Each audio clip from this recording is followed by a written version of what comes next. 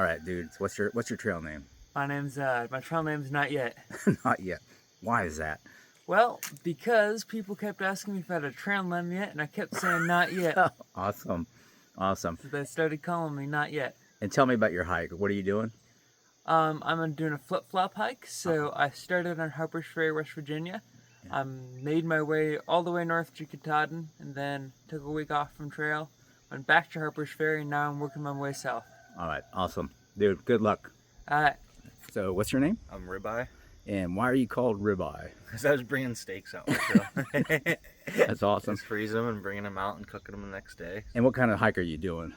Through hiking or Appalachian or whatever you guys want to call it. I went from Georgia, Springer Mountain to Damascus, flipped up and did Maine, came down to Hanover, had to go back to work, and then came back from work in Hanover last June to finish it off here in 2025. Cool. So how many miles do you have left to go? I think like 230, 40-ish from here. So you're near the end. Yeah, I'm itching. So awesome, perfect. Yeah. All right, welcome to Interesting Hair Day. This is day 24. I'm Chase. This is Chase Life. Today we're leaving Pines Hostel. Got up this morning about 5 o'clock and had a bagel with some peanut butter and coffee and ready to go. Today we're going to be hiking to Virginia 620, which is a road. It's going to be a relatively short day, maybe 9 miles. And today's hike will include Dragon Tooth, which is the third part of the Triple Crowm of Virginia after Tinker Cliffs and McAfee Knob. So we've been told that the hike up to Dragon's Tooth is a bit sketchy or technical. And so we shall see. I think, sometimes we understand that people say that, but they haven't really seen the really hard stuff up in New Hampshire and Maine yet. So it's maybe relative. So I don't know. We'll find out. It should be interesting. Beautiful day today, and it's cool. Blue skies. Yeah. So yesterday's hike, day 23, I didn't recap it or talk about it much, and just getting to the hostel and kind of collapsing a bit. We made the big mistake of stopping at that diner. In my brain, I was originally going to stop in Roanoke for the night and have a nice dinner, and I kind of still had that in my head, that if I stopped for dinner before I started my hike yesterday, I wouldn't have to get another dinner and bring it. I could just snack at night. So, I was like paranoid about cars. All right, so dodging cars a little bit now. I've changed to the other side of the road. So anyways, I thought, hey, I'll stop for dinner on the way to McAfee Knob's trailhead, and then cool, I won't have to eat dinner. So I ate a big dinner at a diner right before we got here. So 20 minutes before I got to start hiking, I ate way too much. I was so full, and I kind of knew better, but I didn't know better because I was just not thinking. And yeah, so it was kind of a bad hike in that regard. I kept just feeling nauseous and sick. And yeah, I mean, but other than that, it was a good hike. Nice easy hike, 7.4 miles. So yeah, we'll talk about Four Pines. It's kind of an interesting hostel. Well, it isn't very often that you have to duck for what is that, a telephone cable line? But yeah.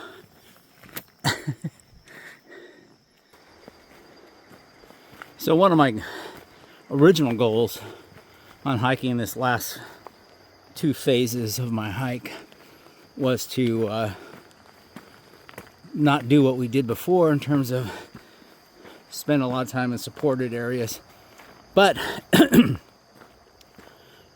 kind of also wanted to experience hostels, which I think on our first 1,550 miles we went to and stayed overnight at just one hostel, which is above the clouds, and then never again.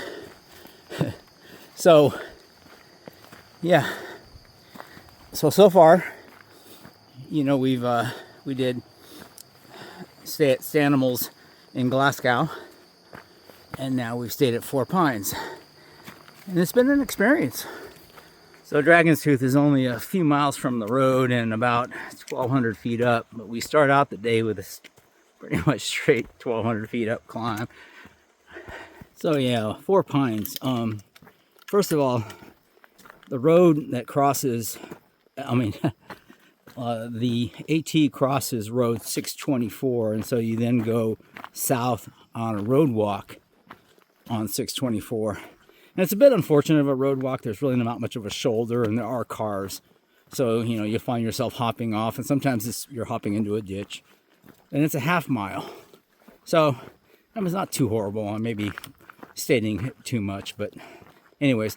Then you approach a gate at the bottom of a hill that the hostel is located at, and you'll see signs.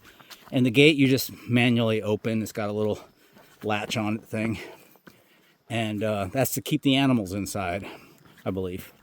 And then you walk up a hill, and there's a 3-car garage that's been converted over to a hostel. So that's pretty much the lay of it. In the 3-car garage, there are a number of bunks, a lot of them. It's kind of almost amazing.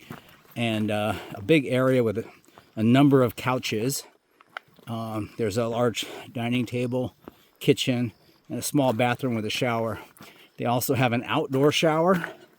There's a washing machine on the outside with a clothesline. Though if you need to have your clothes dried, they will take them into the house and put them in a dryer for you. So it is a donation-based hostel, which is cool. They have a few refrigerators, freezers, full of food. You can just take whatever you want, as long as it doesn't have somebody's name on it. There was pizza and popsicles and all kinds of stuff. And they make dinner at night. And they cook breakfast in the morning. And there's just a ton of supplies that you can just take. And pretty well-stocked hiker boxes. It's all nice. And then you just donate whatever you think it's all worth to you. So I think that's pretty cool. They do take Venmo, which is nice. Or money. There's a soda vending machine that takes $1 per soda, which is, I think, a pretty good deal nowadays. Yeah. So one of the things we found out is, they told me, is that if you want to, sleep on the couches because they're a lot more comfortable than the beds. And yeah, I can see that. So the 3 of us hikers all slept on the couches. Yeah, it's a big fat cat that runs around. And anyways, it was a pretty good experience. I do recommend it. So I don't know if I've hit it yet, or if this is the sketchy rocks that people were talking about, other hikers. If it is, it doesn't look too bad. So, but it could be a lot worse coming up, so we don't know. We'll see. Okay. Still not bad, but kind of rocky.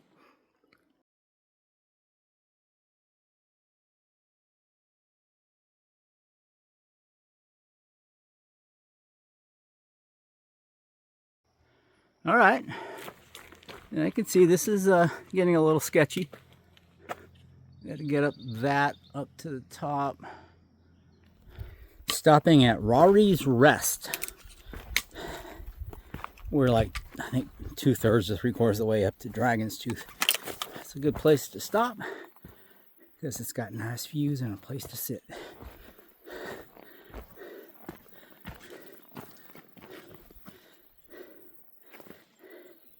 Well, this is an interesting one. This one kind of makes sense why people said the route was a little sketchy, especially if you're going downhill from Dragon's Tooth. So yeah, we'll do this one.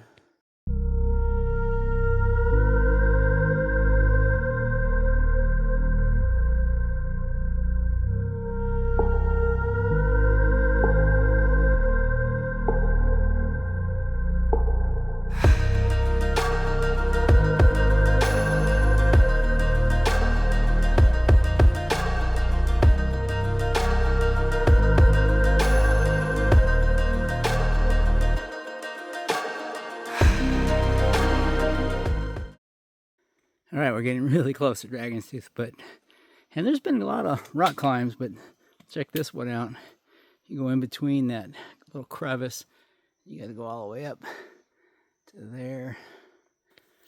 All right, and just noting, falling would be bad, really bad.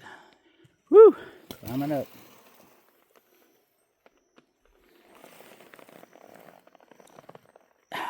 Well, that's an interesting little climb up. Check the view.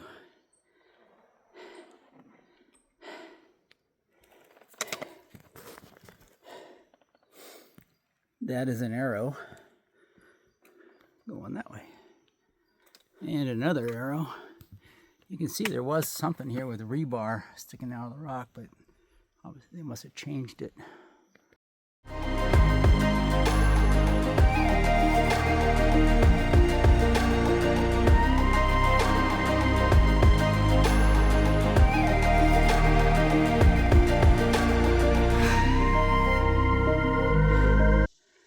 The hits keep coming. I gotta go up there, I guess go right. All right, I think we made it to the top. And now there's a blue blaze, which is about 1/10 of a mile off the trail to go to Dragon's Tooth. And of course, we're gonna do that. So, no question. It was funny, last night, hiker Not Yet and I were discussing, we both have this one similar rule, and that if the blue blazes for a viewpoint or whatever are less than 0.3 off trail, we'll probably do them. If they're 3.3 or more, we probably won't, because that's a big commitment to have extra time. Now, my understanding of Dragon's Tooth is that you can elect to climb it, scramble up to the top of it, or not. I'll kind of get a look at what that's like, make my decision. All right, we're finally approaching a lot of cool rocks along the way, but we're approaching Dragon's Tooth. And yeah, and again, this is the third of the what's called the Virginia Triple Crowm, which is Tinker Cliffs and McAfee Knob, which we've already done, and now Dragon's Tooth. I can tell you that Tinker Cliffs and McAfee Knob were pretty epic. All right, you get a good sense of what we're looking at here, and that is Dragon's Tooth. Now, I really have no idea what we're supposed to do to climb it. I could see maybe going up that. No, that can't be right. So maybe it's somewhere over here. I don't know. Try to figure it out. All right, we're winding our way around the other side of the rock.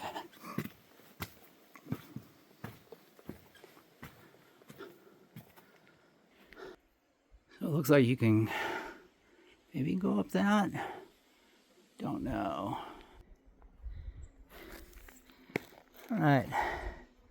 Could climb up that. Seems kind of sketchy. Don't want to go on this side because that looks like death. I don't know. All right. So we're trying to go up this. I think that looks doable. All right. I wanted to climb Dragon Tooth, and I could see a couple of maybe possible ways. I'd feel better if somebody else said, yeah, this is how you do it. But I don't want to get into a situation that, yeah, I'm all alone here. So that plays into my decision. Like, you know, if something happened to me up here, one, I don't have anyone I can follow. Like if somebody said, if I watch somebody go to the top, I'm like, okay, I can do that. But it's nothing looks obvious, and it all looks sketchy, and I think I could do it, but I ain't got nothing to prove. So yeah, the decision is not to risk dying so and falling or just getting hurt. I mean, because that would be bad. You'd have to get off trail. So yep, we saw it, we didn't climb it, we're good. And now we hike down to the bottom. We hiked Route 620, where we'll try to arrange a shuttle. Yep.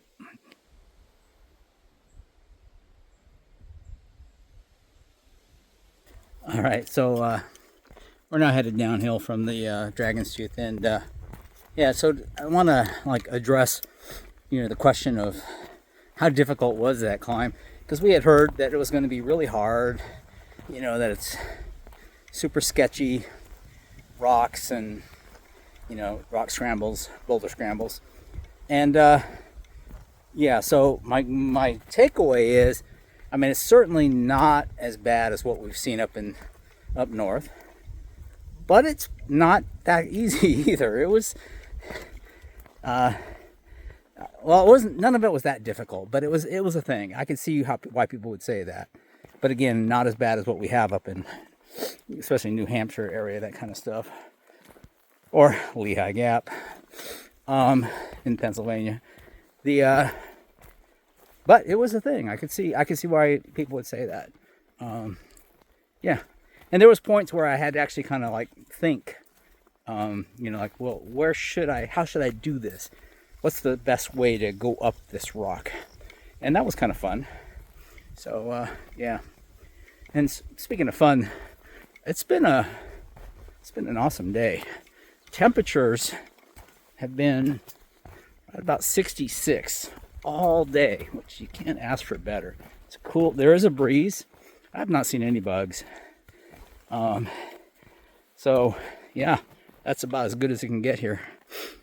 We had noticed on the weather report before we even started hiking yesterday that there's a cold front moving in, and this is the very first part of it. So yeah, I mean, if the days are in the 60s, I'm good. The nights are going to be cold, but I'll be in hostels, so I don't think that'll matter to me much. I don't think the days will be that cold that I'll need to bundle up or anything, but we'll see. And no matter what, I can tell you I'd rather be cold than hot and muggy, so it's quite nice.